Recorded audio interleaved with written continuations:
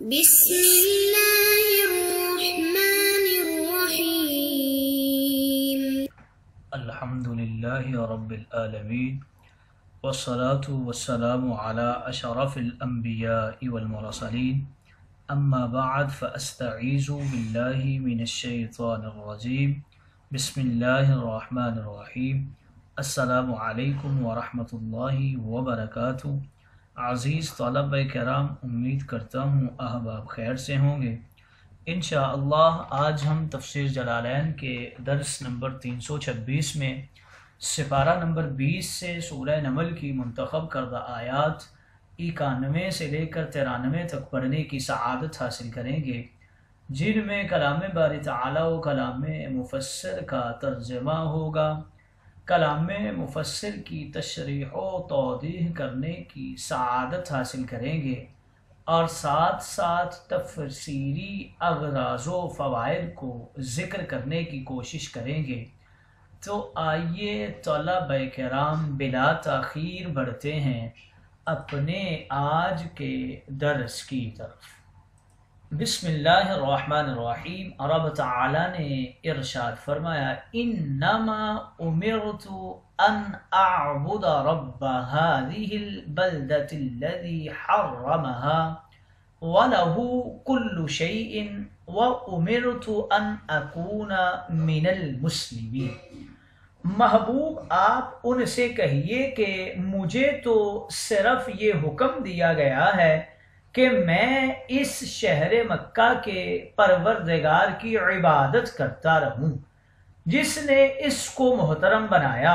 یعنی مکہ کو محترم اور امن والا بنایا۔ نہ اس میں کسی انسان کا خون بہایا جا سکتا ہے اور نہ اس میں کسی پر ظلم کیا جا سکتا ہے، نہ اس کے شکار یعنی جانور کا شکار کیا جا سکتا ہے، نہ اس کی ہری گھاس کو اکھاڑا جا سکتا ہے۔ اور یہ انعامات ہیں قریش پر جو اس شہر کے باشندے ہیں۔ اللہ کے ان کے شہر سے عذاب اور تمام بلاد عرب میں پھیلے ہوئے فتنوں کے اٹھا لینے کی وجہ سے،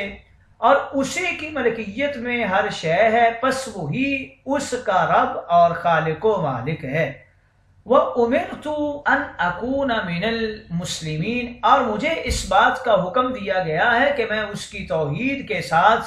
اس کے فرما برداروں میں رہوں، اور مجھے اس بات کا بھی حکم دیا گیا ہے أَنْ أَتْلُوَ الْقُرْآنَ فَمَنِ اهْتَدَى فَإِنَّمَا يَهْتَدِي لِنَفْسِهِ وَمَنْ ضَلَّ فَقُلْ إِنَّمَا أَنَا مِنَ الْمُنْذِرِينَ، کہ میں تم کو دعوت ایمان کے طور پر قرآن پڑھ کر سناتا رہوں،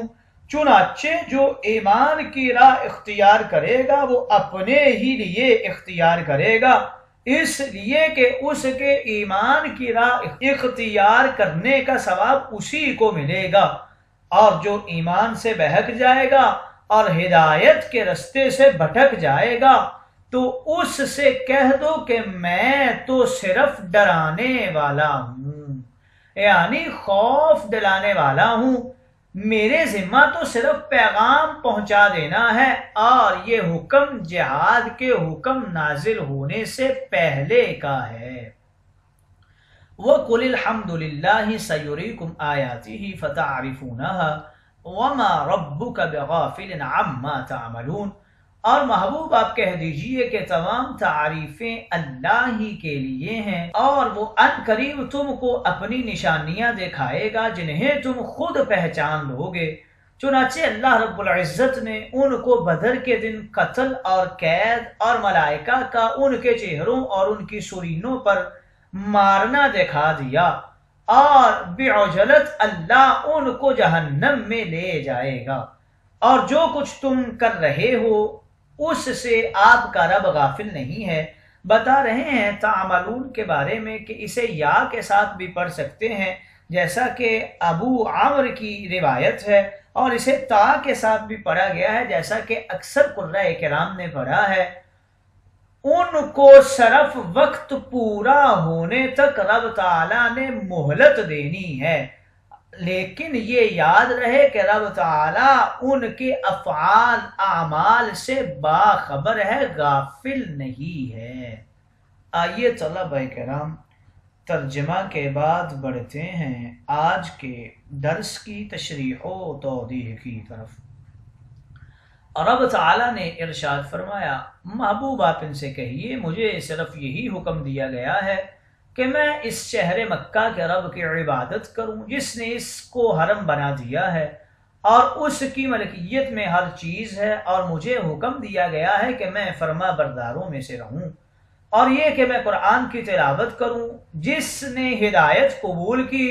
تو اس نے اپنے ہی فائدہ کے لیے ہدایت قبول کی، اور جو گمراہی پر ڈٹ گیا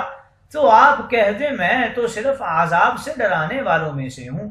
اور آپ کہیے کہ تمام تعریفیں اللہ ہی کے لیے ہیں، عن قریب وہ اپنی نشانیاں دکھائے گا، تم ان کو پہچان لو گے، اور آپ کا رب ان کاموں سے غافل نہیں ہے جو تم کر رہے ہو۔ ان آیات میں شہر مکہ کی خصوصیت کو بیان کیا گیا ہے۔ اس سے پہلی آیتوں میں اللہ رب العزت نے اپنی الوہیت اور اپنی توحید اور حضور علیہ الصلوۃ والسلام کی نبوت اور رسالت کے دلائل بیان فرمائے ہیں۔ پھر اس کے بعد ان امور کو ذکر کیا ہے جو قیامت سے پہلے وقوع پذیر ہوں گے، اور قیامت کی علامات اور اس کے وقوع کو بیان فرمایا۔ پھر آخرت کے احوال اور ثواب اور عذاب کو بیان فرمایا، اور اب اس سورت کے آخر میں اللہ رب العزت نے اپنی عبادت کی اہمیت کو بیان فرمایا اور یہ بتایا کہ اے نبی مکرم آپ کہیے کہ مجھے ان چیزوں کا حکم دیا گیا ہے، یعنی مجھے حکم یہ دیا گیا ہے کہ میں عبادت کو صرف اللہ رب العزت کے لیے خاص رکھوں اور کسی کو اس کا شریک قرار نہ دوں۔ میں نے تم کو اللہ کی توحید پر دلائل بیان کر دیے ہیں، تم ان دلائل کے تقاضوں سے اس کی توحید پر ایمان لاؤ یا نہ لاؤ، میں بہرحال اللہ کی توحید کو ماننے والا ہوں اور اسی پر اصرار کرنے والا ہوں۔ اللہ تعالیٰ نے اپنی یہ صفت بیان کی کہ وہ اس شہر کا رب ہے، اور اس شہر سے مراد مکہ مکرمہ ہے، اور تمام شہروں میں سے اللہ رب العزت نے شہر مکہ کی طرف اپنی ربوبیت کی اضافت اس لیے کی ہے کہ ہونے کو تو تمام شہروں کا رب اللہ ہی ہے، لیکن جس شہر کے رب ہونے پر مجھے ناز ہے وہ شہر مکہ ہے۔ اس شہر کی ایک جگہ کو اللہ تعالیٰ نے اپنا بیت قرار دیا ہے، یہی شہر اس کے محبوب سیدنا محمد صلی اللہ علیہ وسلم کا مولد اور مسکن ہے، اور یہی شہر مبہت وحی الہی ہے۔ اللہ تعالیٰ نے اس شہر کو حرم بنا دیا۔ اس کو حرم فرمانے کی چند ایک وجوہات ہیں۔ جو شخص حج کرنے کے لیے اس شہر میں آتا ہے اس پر حالت احرام میں کئی حلال کام حرام ہو جاتے ہیں، یعنی وہ بال اور ناخن نہیں کاٹ سکتا، وہ خوشبو نہیں لگا سکتا، ازدواجی عمل نہیں کر سکتا، اور اسی طرح کے اور کئی کام اس پر حرام ہو جاتے ہیں۔ جو شخص اس شہر میں آ کر پناہ لے لے اس کو ایذا پہنچانا حرام ہے، اس شہر کے درخت کاٹنا اور وحشی جانوروں کو پریشان کرنا حرام ہے، اس شہر میں قتال، مال لوٹنا اور کسی کی عزت پامال کرنا خصوصیت کے ساتھ حرام ہے۔ اللہ نے اپنی یہ صفت بیان فرمائی کہ ہر چیز اس کی ملکیت میں ہے، کیونکہ وہی ہر چیز کا خالق ہے، اور جو کسی چیز کا خالق ہوتا ہے وہی اس چیز کا اصل مالک ہوتا ہے۔ پھر آگے ارشاد فرمایا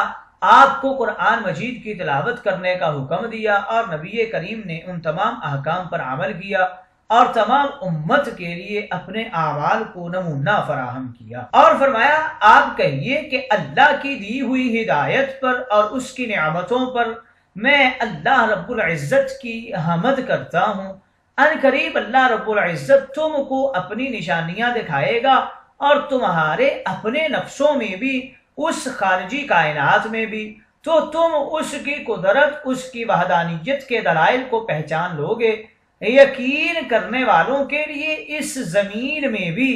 اللہ رب العزت کی قدرت اور توحید پر نشانیاں ہیں، اور خود ان کے اندر بھی نشانیاں ہیں۔ اور پھر آخر میں فرمایا وَمَا رَبُّكَ بِغَافِلٍ عَمَّا تَعْمَلُونَ، اور اللہ رب العزت تمہارے کاموں سے غافل نہیں ہے۔ هذه البلدہ کے حوالے سے بتا رہے ہیں کہ بلدہ سے مراد مکہ ہے۔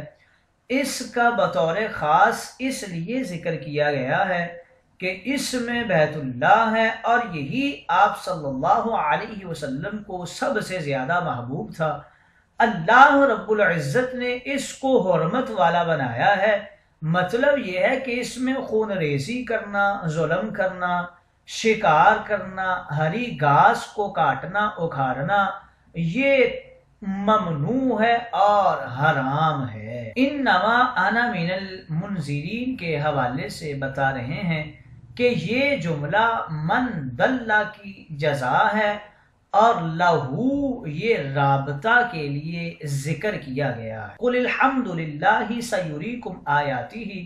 اس آیت مقدسہ سے یہ بات معلوم ہو رہی ہے کہ فیوز و برکات کو اپنے مجاہدہ و عمل کی طرف منسوب نہیں کرنا چاہیے،